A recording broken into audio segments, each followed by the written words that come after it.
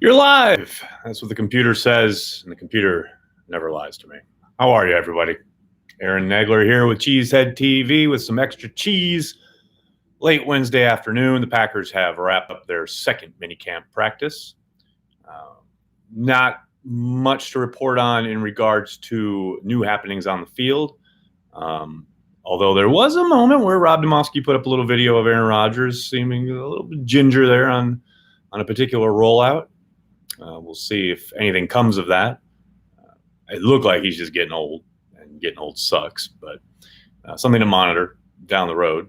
The one fun thing that did come out of practice was a lot of the reporters, they line up on the side and watch practice, and everybody outside of Ryan Wood, I think, who was spot on, had reported that Mason Crosby missed one of his kicks, as did his competition. But Mason Crosby taking to Twitter to cry fake news.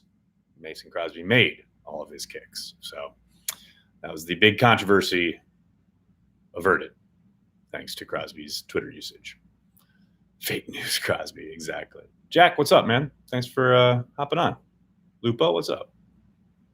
Joe, thanks for joining us. Top 3 NFL players forgotten by most people, but you remember for some reason. NFL, I mean, that's a huge swath of dudes. Tim Biakabatuka comes to mind. I always loved watching him play, and you never really hear about him anymore.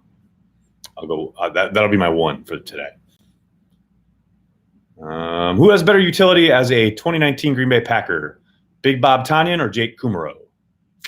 I think it'll be Kumerow, actually, and I like Tonyan, but I think Kumerow will have more chances, more opportunities.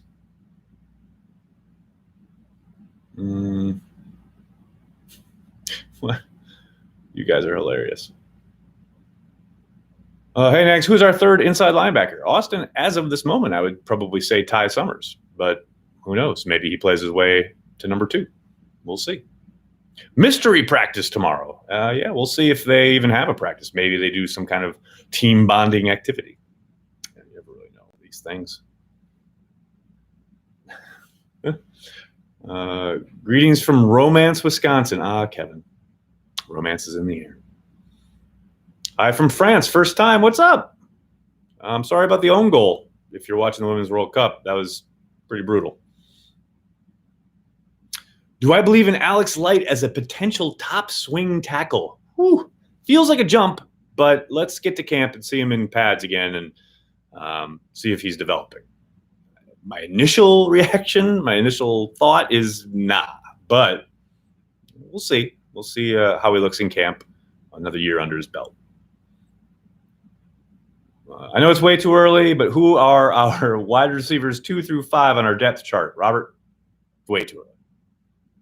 And I tend to think people get so stuck on 1 through 5, ordering it like it's a Madden menu. But look, ultimately, will there be people who are given more opportunities than others? Of course. But I don't think it's ever going to be as clear cut as, past Devontae Adams, who we know is there. He's top dog. But past that, I think it's going to be somewhat game plan specific, somewhat opponent specific. And they're going to mix and match and utilize their talents throughout that position group as best they can.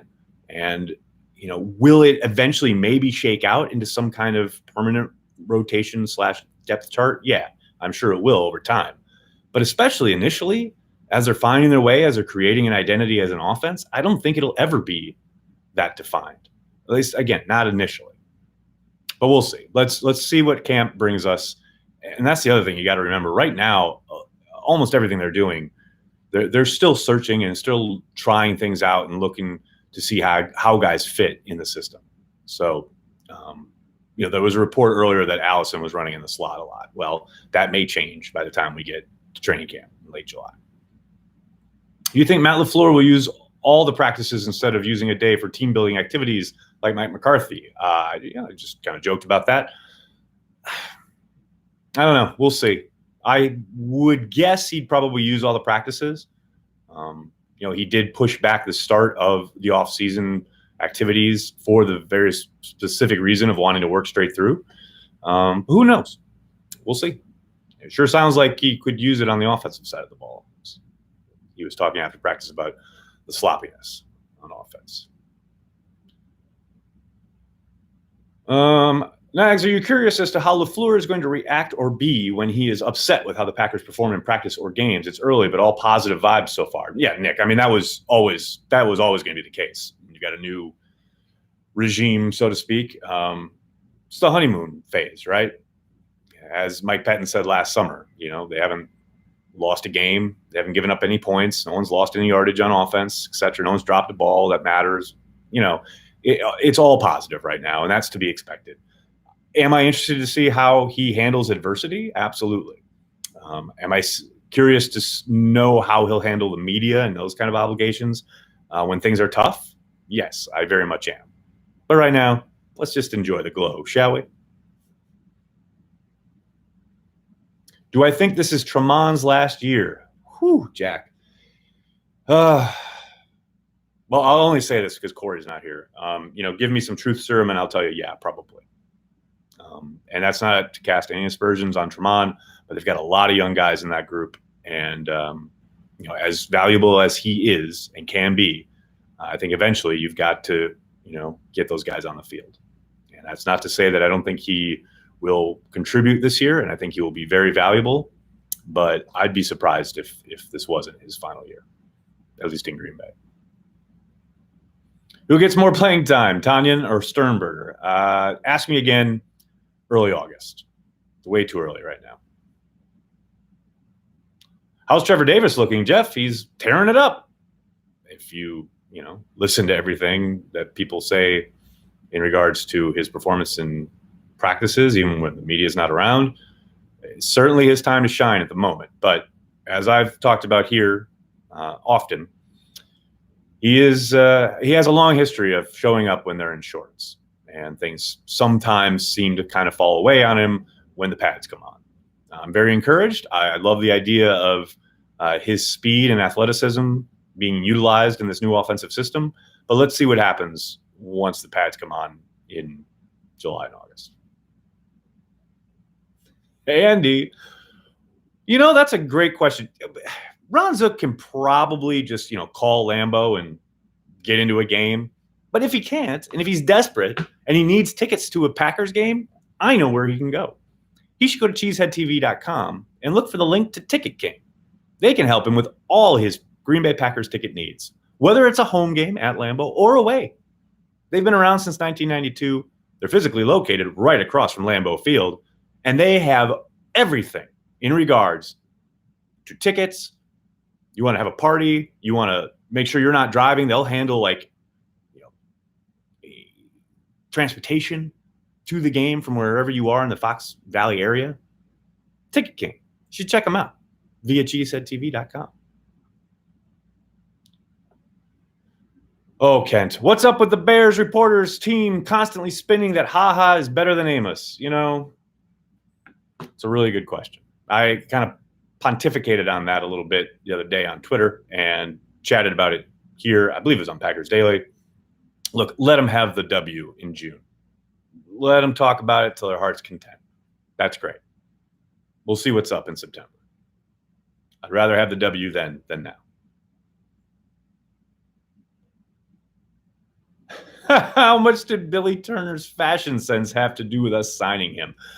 Nathan, I would suspect not a whole lot, but I tell you what, I appreciate it. That cat is original, and I really like him. And his Instagram game is strong. If you're not following him, I highly recommend it. Nags is the man. Thank you, Jason. Very nice of you to say. Ticket King should pay Nags personally. Joseph, I agree. On top of what they already pay us. I should get a per diem for every time I talk about it. Something like that.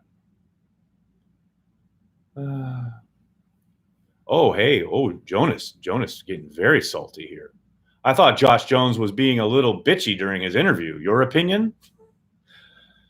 He's always been a little prickly, always been a little sensitive when the playing time stuff comes up. He did get a little defensive when asked about certain aspects of the offseason. But hey, I think it's probably a pretty uncomfortable situation for him. He reportedly does want out. I know he denied that publicly. I know the Packers won't talk about it.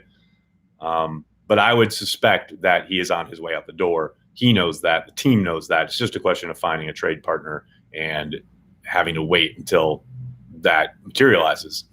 In the meantime, he'll stick around for this week until they're done. And then he'll probably go back to Florida and hope against hope that they can find somebody to trade him to. Was he a little prickly? Yeah, but I'm not surprised. It's a tough situation. Who do you want / think will get extended first this offseason? Spencer, good question. I really think the target has to be Kenny Clark. And I know they've got 2 years of control with the 5th-year option. But as Tom Silverstein wrote, I think a month or so ago, his price tag is only going to go up if he continues to play as he has these past few years and continues to improve. It's better to pay him now. Get him locked up because he's a star. He's a star in the making.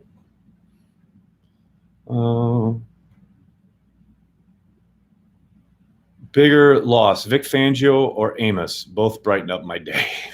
Well, Vic Fangio, obviously, but I think Amos is a really solid player.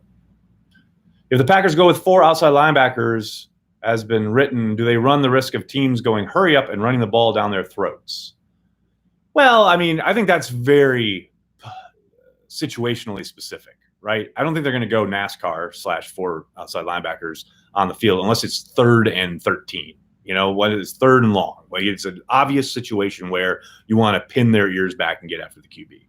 Now, could they potentially pick up a first down and then go hurry up? Yeah, they could. But again, most likely in those long yardage situations on 3rd down, opponents aren't going to be in a power formation. They're going to be in power personnel.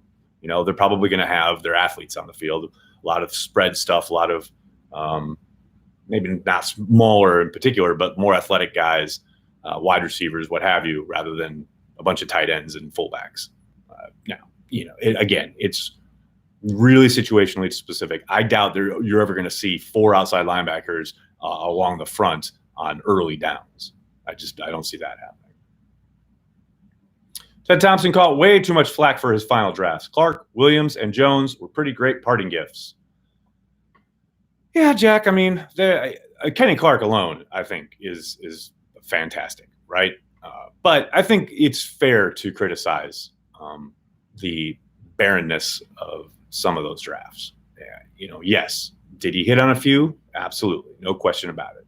But he certainly lost some of his fastball towards the end of his tenure. And I don't think that's disrespectful. I think the evidence is there when you look at the roster and the way Gutekunst has had to kind of barrel through it these last 2 off seasons to try and turn things around. Why did it take so long for the drafted tight end to sign? Isn't that money pretty much set by their draft spot? Jason, the slots are set, yes. It could be anything, and we never really know. It could be something as simple as how the language is written regarding, say, off-season participation or workout bonuses or guaranteed injury guarantees, et cetera. There's all sorts of little stuff that could potentially have been tripping them up, et cetera.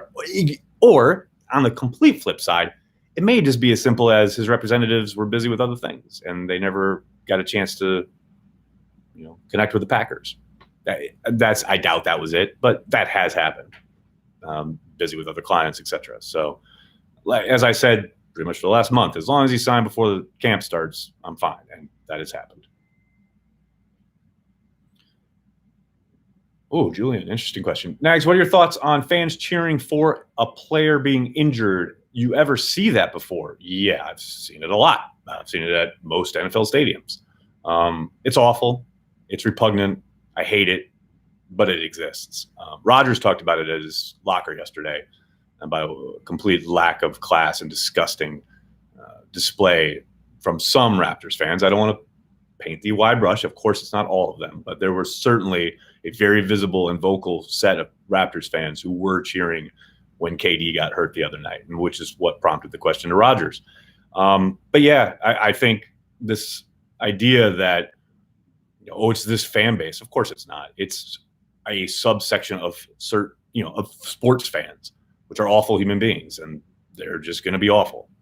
I mean, I would never, ever, ever, ever, ever wish for an injury on an opposing player, no matter how much I hated him as a player or even as a person. Like, say, I know some dude is just a bad dude off the field and is evil to people, whatever.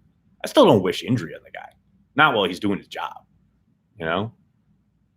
So, yeah, the idea that people are rooting openly for injuries to opposing players, it's repugnant, it's awful, it's juvenile, but it's a thing, unfortunately.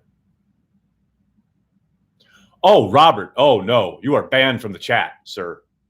Pick a song to replace Bang the Drum All Day for Packers home TDs? Robert, what planet are you living on, sir? This is a Green Bay Packers chat.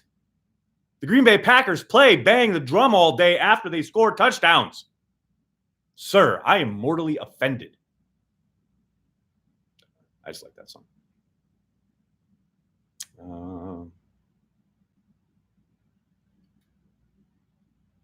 Always want to beat teams at their best. I agree. Negler's like, we live in a society. Exactly. Has LaFleur hit anyone with his cart yet? No, I heard of a near miss experience, but no, he has not. Old Town Road. Burn that to the ground. Good Lord. Nice looking haircut. Thank you, sir. Oh, Danny boy. That'd be hilarious. Do you think the lack of experience in general, the offensive coaching? Oh, sorry. God, they're going too fast. Do you think the lack of experience in general of the offensive coaching staff is something to worry about, especially if they have a rough start? No, I don't. I know a lot has been made about the quote unquote lack of experience when it comes to the NFL level. And certainly that is a thing. But ultimately, they're football coaches. They've been doing this. They're lifers. They've been in it all their life. And even if there is a slow start, which there's every possibility there will be on the offensive side of the ball, I feel pretty confident that they're all excellent, trained, lifelong professionals who know more about football than you and I ever will. And will that NFL inexperience bite them a little bit? Maybe early on, perhaps. But I think a lot of that is overblown. I can't remember where it was. I think maybe Sports Illustrated did a great piece on kind of the history of coaching staff, or not staffs, but coaches, NFL coaches who have come up through kind of different routes, right? And whether playing or coaching in other leagues, like some of these smaller professional leagues, indoor leagues, etc. And, the wealth of knowledge just of the game itself is abundant and very, very obvious and clear when you talk to these guys. That's one of the reasons Corey makes fun of me. That's one of the reasons I love going to the combine, because you are surrounded by people who eat, sleep, and breathe football, and not in a fandom way, but like as a job and as a wanting to know every nook and cranny of how it works and how to move ahead and how to get better and utilize whatever it is you're coaching, offense, defense, special teams, etc. How to utilize that to the best of your abilities, what you can be doing that maybe you can steal from other guys, concepts, personnel groupings, a way somebody runs a route, the way a defensive back uses his feet to try and stem a guy at the top of his route, etc. All this stuff that we take for granted. We see it on Sundays. We drink our beer, we eat our chips. The game's over. We commiserate, we cheer, whatever. Then we go on with our lives. Whereas these guys, they're back at it probably that night looking at film of the next opponent. It's just a different world. It's a different level. So when people talk about the lack of NFL coaching experience, I don't worry about it. I really don't. Still no quality backup for Rodgers. Tim, you're going to get me in trouble. I get pushback from some people with the Packers when I talk about Kaiser, so I'm gonna be nice. But we'll see. Maybe it's Tim Boyle's time to shine. Although it sounds like he and Kaiser are having some toe stubbing moments there, guiding the offense in OTAs and minicamp. But it's early. We'll see what happens when we get to camp. Trevor Davis has been standing out in OTAs and minicamp. Will he move up in the rotation and get on the field more? Northwoods, let's revisit that when the pads come on. I talked about this earlier in the stream. Yeah, he's a king in shorts. Always has been. The trick is maintaining that level of play when the pads come on. And I'm not saying he can't. I'm not saying he won't. I'm just saying I need to see it. Because his history in that regard is very hit and miss. Again, he's done it. We've seen him perform at a high level, not only in camp, but in games. But we've also seen him disappear for long stretches of time, whether that's from a lack of production and or performance or just simply because of injury. So we'll see.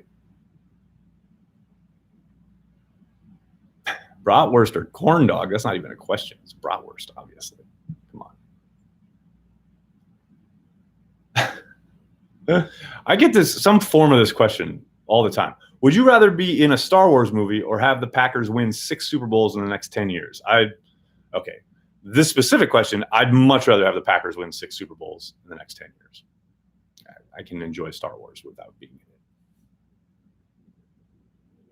Thoughts on Darius Shepard? I haven't heard a whole lot. I'm anxious to see if he gets more opportunities as a returner, which I thought he would, but we haven't really heard anything about it. Excited to see Gruden's QB camp for Hard Knocks. Well, it's not Gruden's QB camp anymore, right?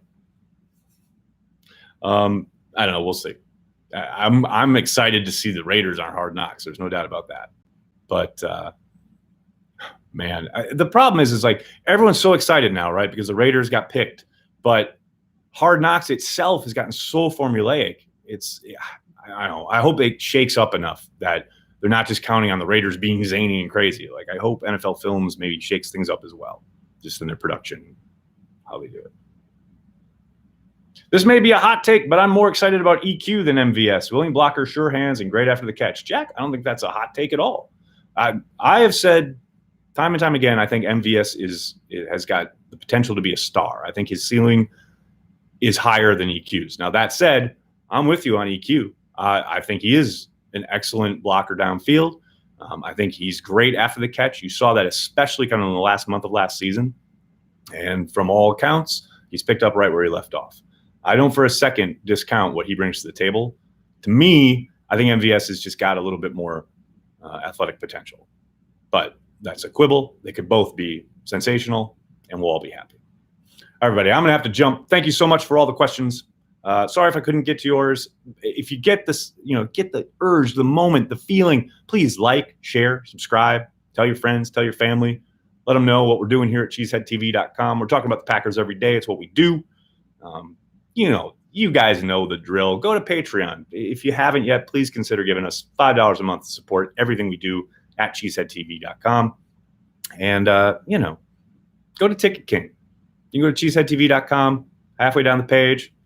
Hit that button for all your Packers tickets needs, both home and away. Ticket King, they've got you covered.